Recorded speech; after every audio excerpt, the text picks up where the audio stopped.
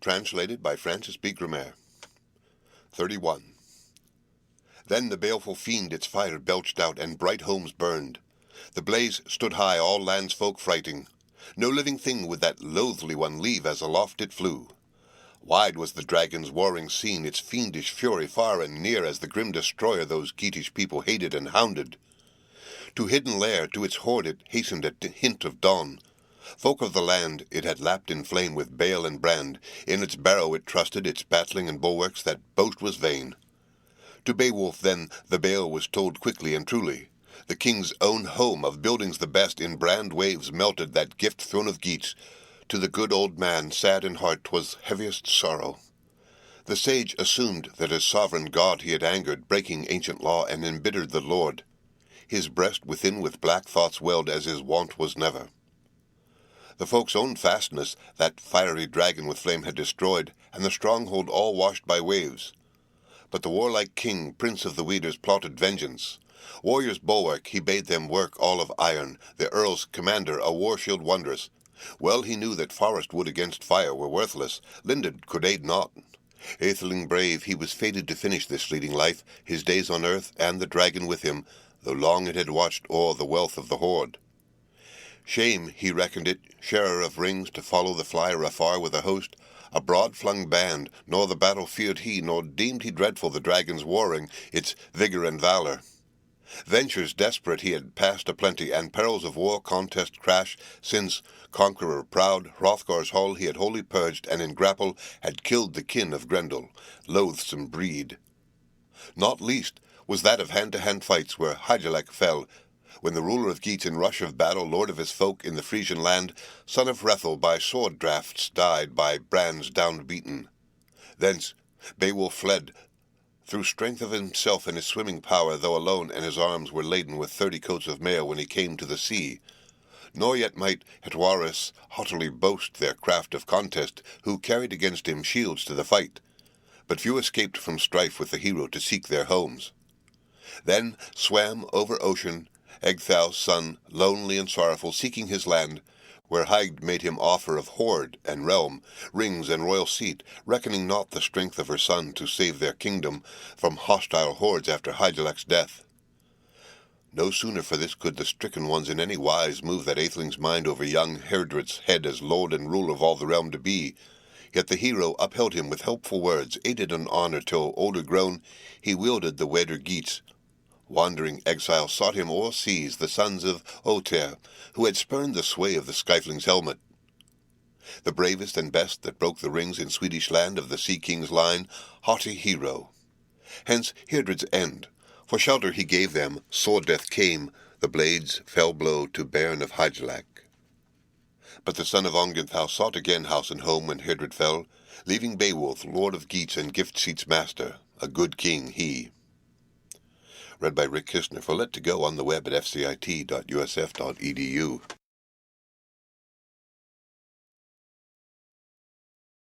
Beowulf, translated by Francis B. Grimer. 32. The fall of his lord he was fain to requite in after days, and to Eadgils he proved friend to the friendless, and forces sent over the sea to the son of Ohtere, weapons and warriors. Well repaid he those care paths cold when the king is slew. Thus safe through struggles the son of Ecgtheow had passed a-plenty, through perils dire with daring deeds, till this day was come that doomed him now with the dragon to strive. With comrades 11, the lord of Geats, swollen in rage, went seeking the dragon. He had heard whence all the harm arose, and the killing of clansmen, that cup of price on the lap of the lord had been laid by the finder.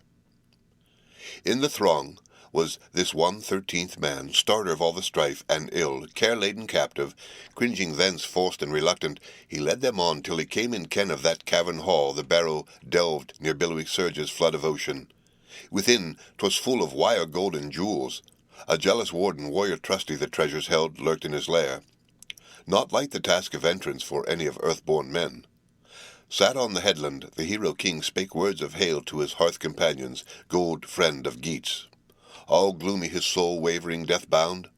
Wired full nigh stood ready to greet the grey-haired man, to seize his soul hoard, sunder apart life and body.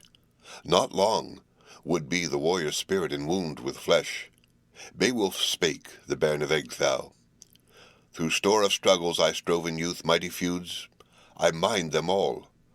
I was 7 years old when the sovereign of rings, friend of his folk, from my father took me, had me and held me, Hrethel the king, with food and fee, faithful in kinship. Ne'er while I lived there he loathlier found me, bairn in the burg, than his birthright sons, Herbeld, and Hæthcyn, and Hygelac mine.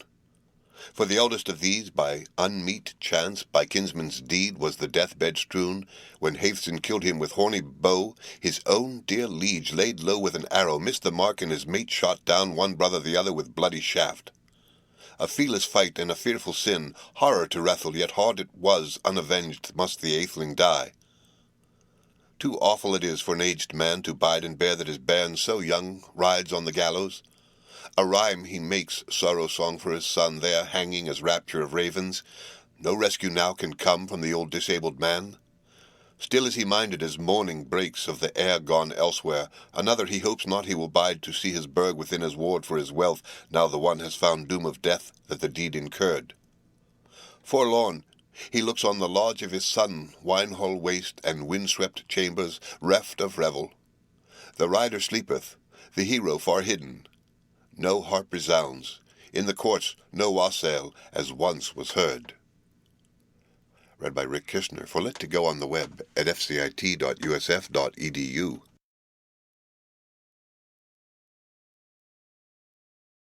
Beowulf, translated by Francis B. Grimmere. 33. Then he goes to his chamber, a grief song chants alone for his lost. Too large all seems, homestead and house, so the helmet of Weders hid in his heart for Herbeold waves of woe. No way could he take to avenge on the slayer slaughter so foul, nor e'en could he harass that hero at all with loathing deed, though he loved him not. And so for the sorrow his soul endured, men's gladness he gave up, and God's light chose. Lands and cities he left his sons, as the wealthy do, when he went from earth. There was strife and struggle twixt Swede and Geat, o'er the width of waters. War arose, hard battle horror, when Hrethel died, and Ongentheow's offspring grew strife keen, bold, nor brooked o'er the seas pact of peace, but pushed their hosts to harass and hatred by Hores Nabihor. Men of my folk, for that feud had vengeance, for woeful war 'tis widely known, the one of them bought it with blood of his heart, a bargain hard. For Hæthcyn proved fatal that fray, for the first of Geats. At morn I heard was the murderer killed by kinsman for kinsman with clash of sword, when Ongentheow met Eofor there. Wide split the war-helm, wan he felt, hoary stifling, the hand that smote him a feud was mindful, nor flinched from the death-blow. For all that, he gave me my gleaming sword, repaid him at war such power I wielded for lordly treasure, with land he entrusted me, homestead and house. He had no need from Swedish realm, or from Spear-Dane folk, or from men of the gifts, to get him help. Some warrior worse for wage to buy.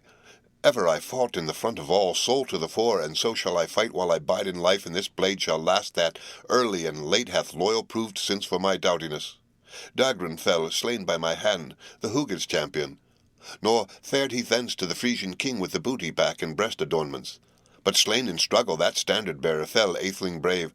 Not with blade was he slain, but his bones were broken by brawny grip, his heart-waves stilled. The sword-edge now, hard blade in my hand, for the horde shall strive. Beowulf spake, and a battle-vow made his last of all. I have lived through many wars in my youth, now once again old folk defender, feud will I seek, do doughty deeds, if the dark destroyer forth from his cavern come to fight me. Then hailed he the helmeted heroes all, for the last time greeting his liegemen dear, comrades of war. I should carry no weapon, no sword to the serpent, if sure I knew how with such enemy else my vows I could gain as I did in Grendel's day. But fire in this fight I must fear me now, and poisoneth breath, so I bring with me breastplate and board. From the barrow's keeper no foot-breadth flee I. One fight shall end our war by the wall, as where allots all mankind's master. My mood is bold, but forbears to boast o'er this battling flyer.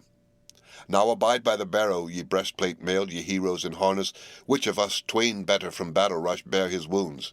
Wait ye the finish. The fight is not yours, nor meet for any but me alone to measure might with this monster here and play the hero. Hardily I shall win that wealth, or war shall seize cruel killing your king and lord. Up stood then with shield the sturdy champion, stayed by the strength of his single manhood, and hardy 'neath helmet his harness bore under cleft of the cliffs no coward's path. Soon spied by the wall that warrior chief, survivor of many a victory field where foemen fought with furious clashlings, an arch of stone, and within a stream that broke from the barrow. The brooklet's wave was hot with fire. The horde that way he never could hope unharmed to near, or endure those deeps for the dragon's flame. Then let from his breast, for he burst with rage, the wade a great prince a word outgo, stormed the stark heart, stern went ringing, and clear his cry 'neath the cliff rocks grey. The horde guard heard a human voice. His rage was enkindled. No respite now for pact of peace. The poisoned breath of that foul worm first came forth from the cave, hot reek of fight. The rocks resounded. Stout by the stone way his shield he raised, lord of the Geats, against the loathed one. While with courage keen that coiled foe came seeking strife, the sturdy king had drawn his sword, not dull of edge, heirloom old, and each of the two felt fear of his foe, though fierce their mood. Stoutly stood with his shield high raised the warrior king, as the worm now coiled together amain. The mailed one waited. Now spire by spire, fast sped and glided that blazing serpent. The shield protected soul and body a shorter while for the hero king than his heart desired, could his will have wielded the welcome respite but once in his life. But Wyard denied it, and victory's honours. His arm he lifted, lord of the Geats, the grim foe smote with Aethling's heirloom. Its edge was turned brown, blade on the bone, and bit more feebly than its noble master had need of then in his baleful stress. Then the barrow's keeper waxed full wild for that weighty blow, cast deadly flames, wide drove and far those vicious fires. No victor's glory the Geats' lord boasted, his brand had failed, naked in battle as never it should, excellent iron. 'Twas no easy path that Ecgtheow honoured ere must tread over the plain to the place of the foe, for against his will he must win a home elsewhere, far as must all men, leaving this lapsing life. Not long it was ere those champions grimly closed again. The horde guard was heartened.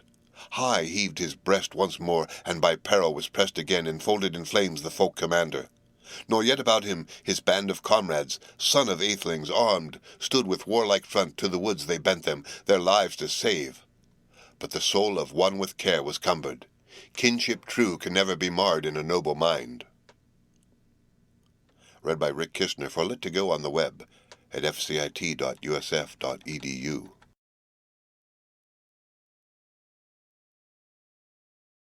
Beowulf, translated by Francis B. Grammer. 34. Wiglaf his name was, Wostan's son, Lindenthane loved, the lord of Scythlings, Alfheir's kinsman. His king he now saw with heat under helmet hard oppressed. He minded the prizes his prince had given him, wealthy seed of the Wegmundling line, and folk rights that his father owned. Not long he lingered. The linden yellow his shield he seized, the old sword he drew. As heirloom of Eanmund, earth-dwellers knew it, he who was slain by the sword-edged son of Oter, friendless exile erst in fray, killed by Wostan, who won for his kin brown-bright helmet, breastplate ringed, old sword of Eotens, Onela's gift, weeds of war of the warrior Thane, battle-gear brave, though a brother's child had been felled, the feud was unfelt by Onela. For winters this war-gear Wostan kept, breastplate and board, till his bairn had grown, earlship to earn as the old sire did. Then he gave him mid Geats the gear of battle portion huge, when he passed from life fared aged forth. For the first time now with his leader lord the liegeman young was bidden to share the shock of battle. Neither softened his soul nor the sire's bequest weakened in war. So the worm found out when once in fight the foes had met. Wiglaf spake, and his words were sage. Sad in spirit he said to his comrades, I remember the time when mead we took, what promise we made to this prince of ours in the banquet hall, to our breaker of rings, for gear of combat to give him requital, for hand, sword, and helmet, if hap should bring stress of this sort. Himself who chose us from all his army to aid him now, urged us to glory, and gave these treasures because he counted us keen with a spear, and hardy 'neath helm. Though this hero work our leader hoped unhelped and alone to finish for us, folk defender, who hath got him glory greater than all men for daring deeds. Now the day is come that our noble master has need of the might of warrior stout. Let us stride along the hero to help while the heart is about him glowing and grim. For God is my witness, I am far more fain the fire should seize along with my lord these limbs of mine. Unsuiting it seems our shields to bear homeward hence, save here we essay to fell the foe and defend the life of the Weider's lord. I wot 'twas shame on the law of our land if alone the king out of Geatish warriors woe endured and sank in the struggle. My sword and helmet, breastplate and board, for us both shall serve. Through slaughter reek strode he to succour his chieftain, his battle helm bore, and brief words spake. Beowulf, dearest, do all bravely, as in youthful days of yore thou vowedst that while life should last thou wouldst let no wise thy glory droop. Now great in deeds, atheling steadfast, with all thy strength shield thy life. I will stand to help thee. At the words the worm came once again, murderous monster, mad with rage, with fire billows flaming its foes to seek, the hated men. In heat waves burned that board to the boss, and the breastplate failed to shelter at all the spear thane young. Yet quickly under his kinsman's shield went eager the earl, since his own was now all burned by the blaze. The bold king again had mind of his glory, with might his glaive was driven into the dragon's head. Blow nerved by hate, but Naegling was shivered, broken in battle was Beowulf's sword, old and grey.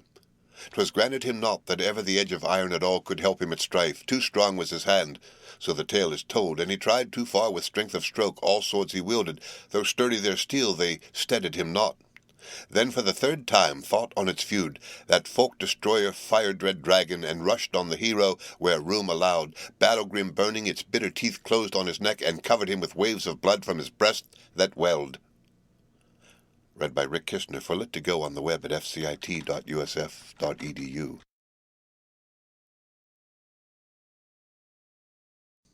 Beowulf, translated by Francis B. Grumer. 35. 'Twas now, men say, in his sovereign's need that the earl made known his noble strain, craft and keenness and courage enduring. Heedless of harm, though his hand was burned, hardy-hearted, he helped his kinsman. A little lower, the loathsome beast he smote with sword, his steel drove in bright and burnished. That blaze began to lose and lessen. At last the king wielded his wits again, war-knife drew, a biting blade by his breastplate hanging, and the Weider's helm smote that worm asunder, felled the foe, flung forth its life. So had they killed it, kinsmen both, athelings twain. Thus an earl should be in danger's day. Of deeds of valour this conqueror's hour of the king was last of his work in the world. The wound began, which that dragon of earth had erst inflicted, to swell and smart, and soon he found in his breast was boiling, baleful and deep pain of poison. The prince walked on, wise in his thought, to the wall of rock, then sat and stared at the structure of giants. Where arch of stone and steadfast column upheld forever that hall in earth, yet here must the hand of the henchman peerless lave with water his winsome lord, the king and conqueror covered with blood with struggle spent, and unspan his helmet. Beowulf spake in spite of his hurt, his mortal wound. Full well he knew his portion now was past and gone of earthly bliss, and all had fled of his file of days, and death was near. I would fain bestow on son of mine this gear of war would given me now that any heir should after me come of my proper blood. This people I ruled 50 winters. No folk king was there, none at all of the neighbouring clans, who war would wage me with warriors' friends, and threat me with horrors. At home I bided what fate might come, and I cared for mine own. Feuds I sought not, nor falsely swore ever on oath. For all these things, though fatally wounded, fain am I. From the ruler of man no wrath shall seize me when life from my frame must flee away, for killing of kinsmen. Now quickly go and gaze on that hoard neath the hoary rock. Wiglaf, loved, now the worm lies low, sleeps, heartsore of his spoil bereaved, and fair in haste. I would fain behold the gorgeous heirlooms, golden store, have joy in the jewels and gems, lay down softlier for sight of this splendid hoard, my life and the lordship I long have held. Read by Rick Kishner for Lit to Go on the web at fcit.usf.edu.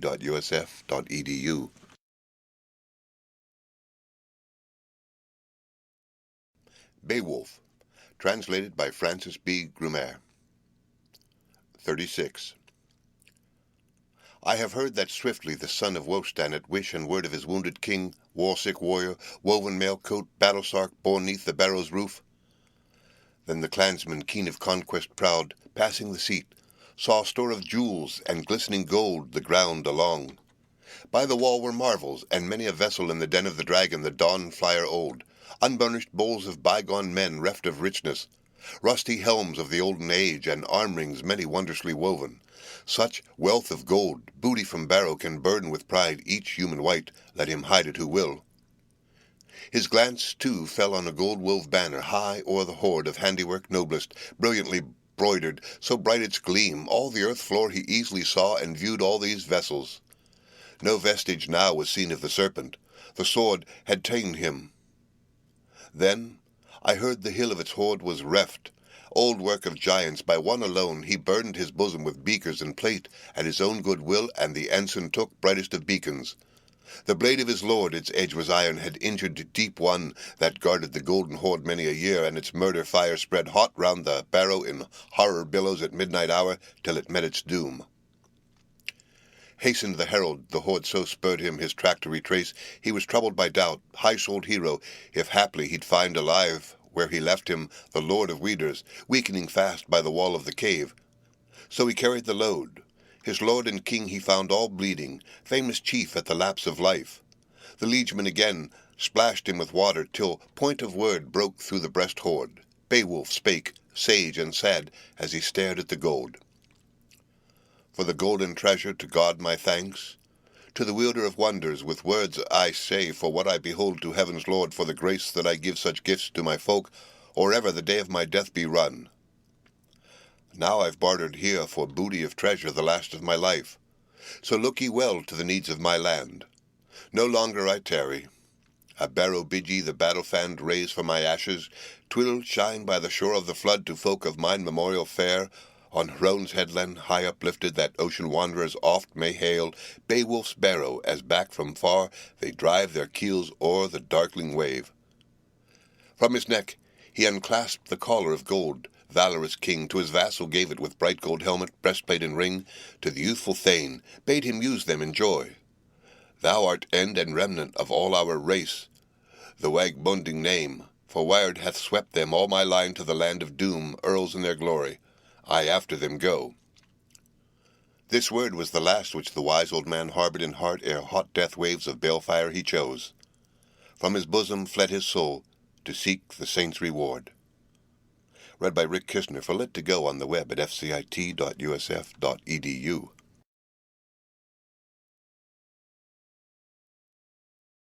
Beowulf, translated by Francis B. Grumer. 37. It was heavy hap for that hero young on his lord beloved to look and find him lying on earth with life at end, sorrowful sight. But the slayer too, awful earth-dragon, empty of breath, lay felled in fight, nor fain of its treasure could the writhing monster rule it more. For edges of iron had ended its days, hard and battle-sharp, hammers leaving, and that flyer afar had fallen to ground, hushed by its hurt, its hoard all near, no longer lusty aloft to whirl at midnight, making its merriment seen, proud of its prizes. Prone it sank by the handiwork of the hero king. Forsooth, among folk but few achieve, though sturdy and strong, as stories tell me, and never so daring indeed of valour the perilous breath of a poisoned foe to brave, and to rush on the ring-board hall wherever his watch the warden keeps bold in the barrow. Beowulf paid the price of death for that precious hoard, and each of the foes had found the end of this fleeting life. Befell ere long that the laggards in war the wood had left, troth-breakers, cowards, ten together, fearing before to flourish a spear in the sore distress of their sovereign lord. Now in their shame their shields they carried, armour of fight, where the old man lay, and they gazed on Wiglaf. Wearied, he sat at his sovereign's shoulder, shieldsman good, to wake him with water. Nowise it availed. Though well he wished it, in world no more could he bury life for that leader of battles, nor baffle the will of all-wielding God. Doom of the Lord was law o'er the deeds of every man, as it is today. Grim was the answer, easy to get from the youth for those that had yielded to fear. Wiglaf spake, the son of Wostan. Mournful he looked on those men unloved. Who sooth will speak can say indeed that the ruler who gave you golden rings and the harness of war in which ye stand, For he at ale-bench oftentimes bestowed on hall-folk helm and breastplate, lord to liegemen, the likeliest gear which near of far he could find to give, threw away and wasted these weeds of battle on men who failed when the foemen came. Not at all could the king of his comrades in arms venture to vaunt, though the victory-wielder God gave him grace that he got revenge so with his sword in stress and need. To rescue his life 'twas little that I could serve him in struggle, yet shift I made, hopeless it seemed, to help my kinsman. Its strength ever waned when with weapon I struck that fatal foe, and the fire less strongly flowed from its head. Too few the heroes in the throe of contest that thronged to our king. Now gift of treasure and girding of sword, joy of the house and home delight shall fail your folk. His freehold land every clansman within your kin shall lose and leave when lords high-born hear afar of that flight of yours, a fameless deed. Yea, death is better for liegemen all than a life of shame. Read by Rick Kistner for Lit to Go on the web at fcit.usf.edu.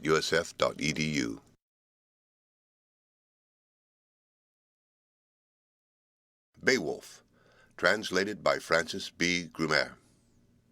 38.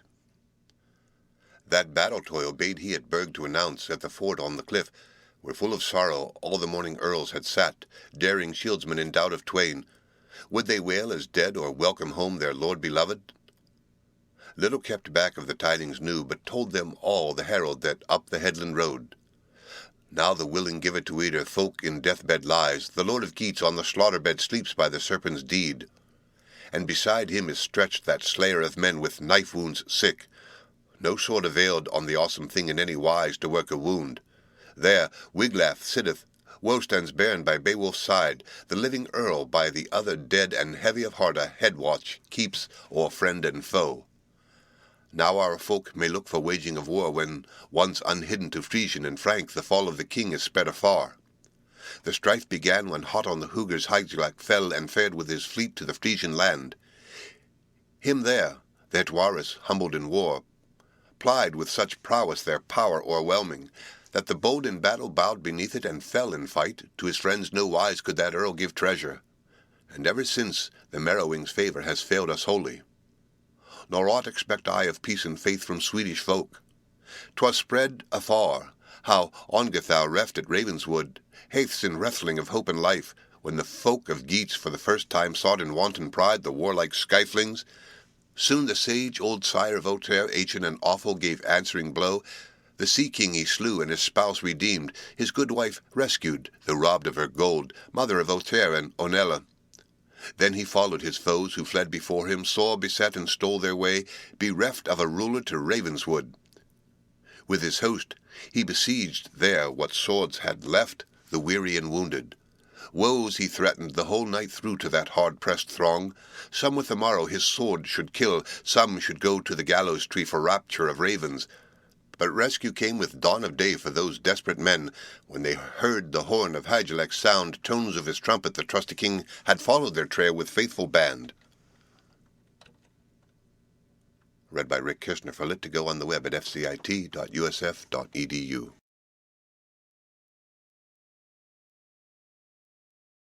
Beowulf, translated by Francis B. Grumer.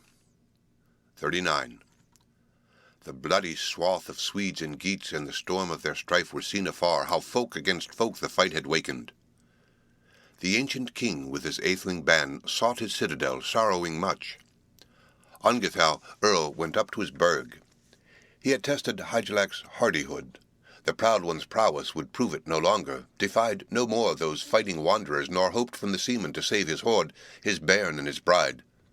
So he bent him again, old to his earth walls.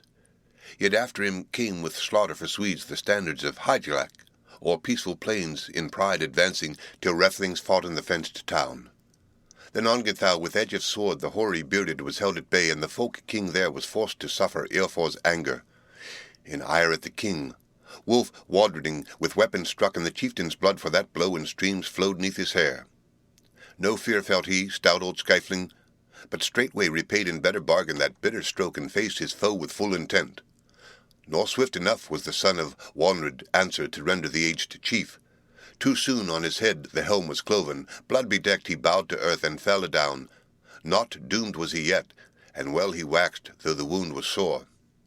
Then the hardy Hygelac Thane, when his brother fell with broad bands, smote giant's sword crashing through giant's helm across the shield wall, sank the king, his folk's old herdsman, fatally hurt.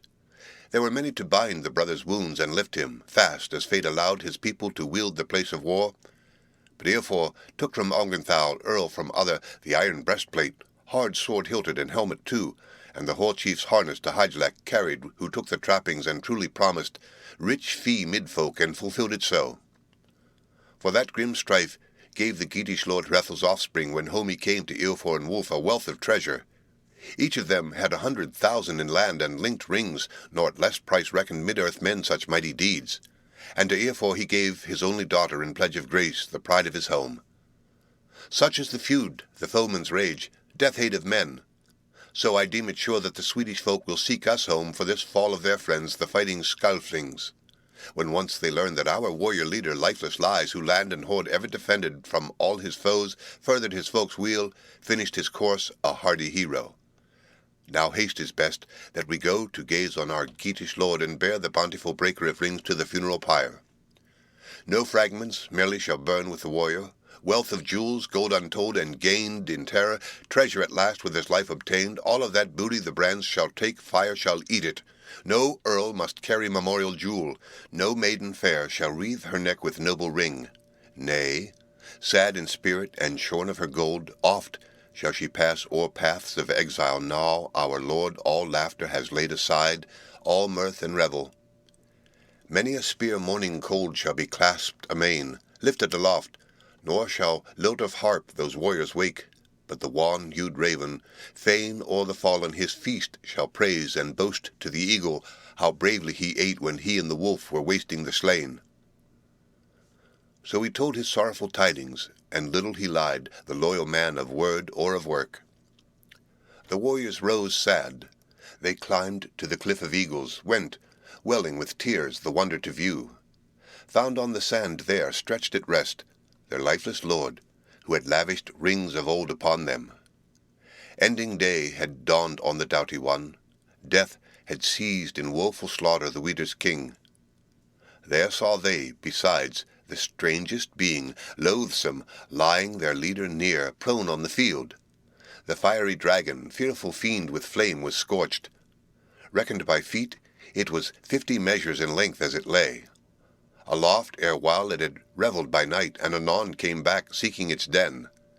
Now in death's sure clutch it had come to the end of its earth-hall joys.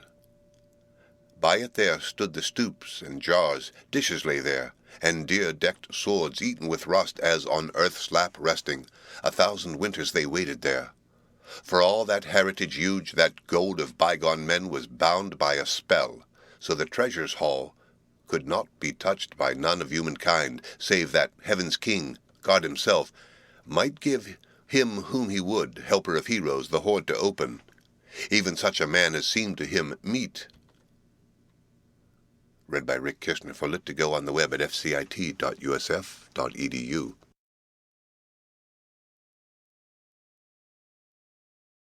Beowulf, translated by Francis B. Grumer.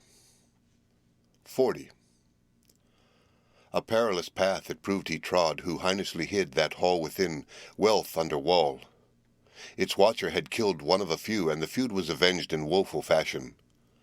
Wondrous seems it what manner a man of might and valour oft ends his life, when the earl no longer in mead hall may live with loving friends. So Beowulf, when that barrow's warden he sought in the struggle, himself knew not in what wise he should wend from the world at last. For princes potent, who placed the gold with a curse to doomsday, covered it deep, so that marked with sin the man should be hedged with horrors, in hell bonds fast, racked with plagues who should rob their hoard. Yet no greed for gold, but the grace of heaven, ever the king had kept in view. Wiglaf spake, the son of Wostan. At the mandate of one, oft warriors many sorrow must suffer, and so must we. The people's shepherd showed not aught of care for our counsel, king beloved. That guardian of gold he should grapple not, urged we, but let him lie where he long had been in his earth-hall, waiting the end of the world, the hest of heaven. This hoard is ours, but grievously gotten, too grim the fate which thither carried our king and lord. I was within there, and all I viewed, the chambered treasure, when chance allowed me, and my path was made in no pleasant wise, under the earth wall. Eager, I seized such heap from the hoard as hands could bear, and hurriedly carried it hither back to my liege and lord. Alive was he still wielding his wits. The wise old man spake much in his sorrow, and sent you greetings, and bade that ye build, when he breathed no more, on the place of his balefire a barrow high, memorial mighty. Of men was he worthiest warrior wide earth o'er, the while he had joy of his jewels and burg. Let us set out in haste now, the second time, to see and search this store of treasure, these wall-hid wonders, the way I show you, where gathered near, ye may gaze your fill at broad golden rings. Let the bier soon made be all in order when out we come, our king and captain to carry thither, man beloved, where long he shall bide safe in the shelter of sovereign God. Then the Baird of Wostan bade command hardy chief to heroes many that owed their homesteads hither to bring firewood from far, or the folk they ruled for the famed one's funeral. Fire shall devour and wan flames feed on the fearless warrior, who oft stood stout in the iron shower when sped from the string a storm of arrows, shot o'er the shield wall the shaft held firm, featly feathered followed the barb. And now the sage young son of Wostan 7 chose of the chieftain's thanes, the best he found that band within, and went with these warriors, one of 8, under hostile roof. In hand, one bore a lighted torch and led the way. No lots they cast for keeping the hoard when once the warriors saw it in hall, altogether without a guardian lying there lost, and little they mourned when they had hastily haled it out, dear bought treasure. The dragon they cast, the worm, o'er the wall for the wave to take, and surges swallowed that shepherd of gems. Then the woven gold on a wain was laden countless quite, and the king was born, hoary hero, to Huron's nest. Read by Rick Kistner. For lit to go on the web at fcit.usf.edu.